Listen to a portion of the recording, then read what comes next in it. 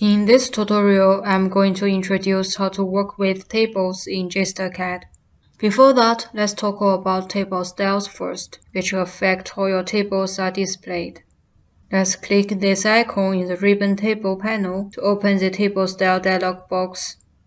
There are two table styles already existing. As I select any one of them, we can see a preview of it in the preview window.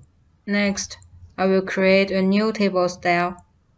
Click New button, select Standard as Start Table Style, and rename the new style. Click Continue. A dialog box will pop up, and we can set a variety of properties that are used to control the appearance and the direction of tables. Let's set direction to up, and select Title Cell Style, add Fill Color, and select Header Cell Style, add Fill Color. Then select Data Cell Style and set Content Alignment to Middle Center.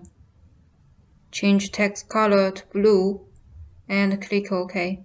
If you want to change any property of table styles, just click Modify button and change it.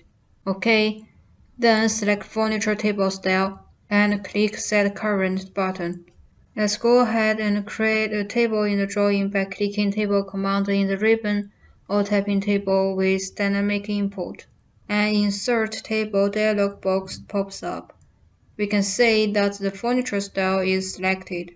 Check Start from Empty Table item, and then specify the column width of 6000, 4 columns, 3 data rows, and a data head value of 2. Click OK. Let's pan down and place the empty table at the bottom left corner. Explore more in GstarCAD Table Tutorial Part 2.